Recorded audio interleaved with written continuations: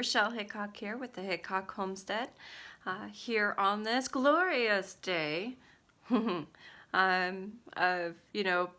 12 plus inches of snow, and then right after that a cold snap. Yay! Welcome to New Hampshire. Although it's happening throughout the country, it seems like everyone's experienced a really nasty winter for a couple of weeks.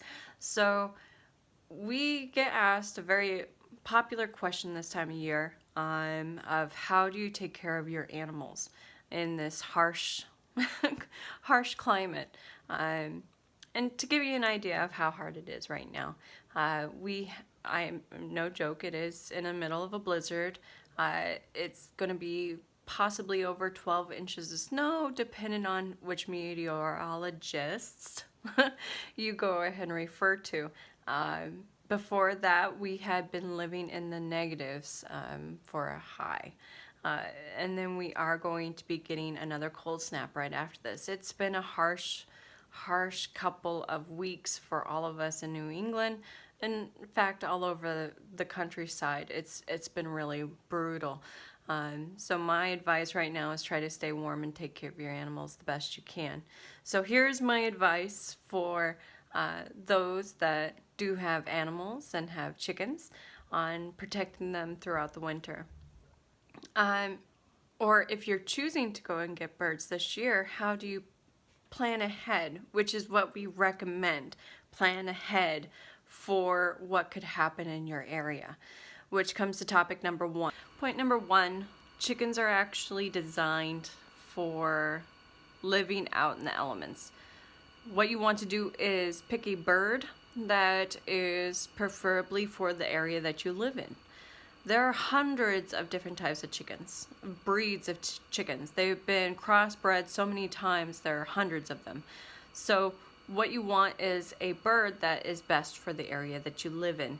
There unfortunately aren't that many choices for a bird for the cold climate. So when I did research, when we chose to have chickens and start making our coop and planning out our coop and our run, I did research on what is the best breed for our area. And what I came across was the Barred Rock and Rhode Island Red. Now, there are different breeds for different areas, and I know some breeds are really cool looking. You have ones with really neat feathers and really high combs, which is the part right here. But certain feathers aren't going to protect certain birds in certain climates. Same with the combs. The more flesh that they have exposed, the more higher the chance they are of frostbite. So you are going to want a breed that is designed with smaller combs and a more beefy style body mass and more protection for their dow feathers along with their top feathers. So just do your research, look into what is best for where you live. The breed that we have currently is a Barred Rock. The breed we had for last winter was the Rhode Island Red. And we really hadn't had any issues with the winter with our birds. We've never had to use a heat lamp, and we've never really had any real threat to our birds for the winter. There always is the slight risk of frostbite on their combs, and so we do try to keep an eye on that because some of them do have larger combs than others. It's just protecting your birds, keep the wind off of them, keep them out of the snow. Just common ideas. They do not generally need heat. If they are acclimated to the weather because you did not use a heat lamp, they will be better off, which is our point number two. Do we use a heat lamp? No. We actually did think about it. We did a lot of extensive research into it for this winter because it has been so harsh. It's been in the negatives on a regular basis for a couple of weeks now. Be gradually acclimated to a colder climate. And that's generally how it's supposed to be done. If you all of a sudden add a heat lamp to that situation and all of a sudden it's back into fall or spring, and possibly even summer, which is very, very dangerous, kind of weather treatment, their bodies won't know what to do with that. And then what if your power goes out? What if all of a sudden you have no way of heating your animals? That is a harsh decline in the temperature for your birds, and that's going to do more risk and detriment to your birds than a positive. Another worry we were afraid of is the fire danger. You have a very hot implement in your coop, preferably, or in your run or barn, and what if with the harsh climate all of a sudden it explodes? Or what if it's not secure enough and it falls? It's going to be falling into straw and hay and shavings and sawdust, which is a very ignitable substance. It's very, very dangerous. So we decided not to do it. We really hadn't noticed any decrease in our birds. With the changes that we made for their run with windbreakers, they are still out there. They're still enjoying the run and they're enjoying their freedom. So we decided not to. So those are just some thoughts. If you have a situation where the coop isn't as secure, or your birds maybe are a bit younger, and you feel the need for a heat lamp, don't go too high on the voltage or wattage.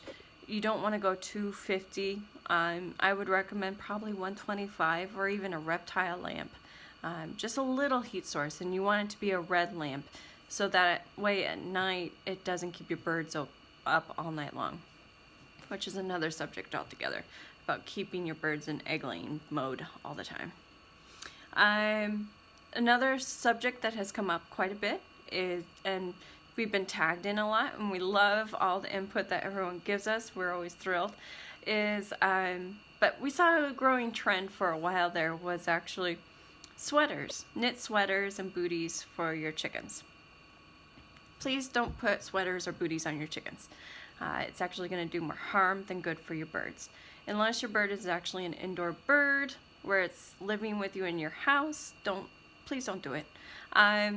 Your bird's natural way of fluffing itself out is a way of protecting itself for the winter. If you put a structure on it that's not going to allow it to fluff out, it's not going to be able to protect itself. It is designed to protect itself in the winter. It doesn't need help. Also, a bird cleans itself by giving itself dust baths, rolling in the dirt and diatomaceous earth. If you put something on there that impedes that, then they're more likely to get a disease or get attacked by insects. So please don't put sweaters on your birds. Also, booties, they will last all of 10 minutes. Your birds poop everywhere. They walk everywhere. They don't care. Their feet are designed to deal with the cold weather.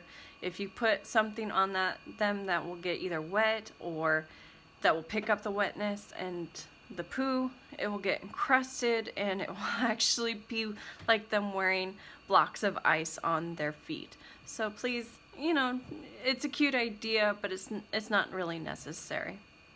Here are just some of other ideas for the winter, and shortly I'll be giving you a tour of the coop and things that we have actually changed for this winter and what we enjoy. And we hope you enjoy this.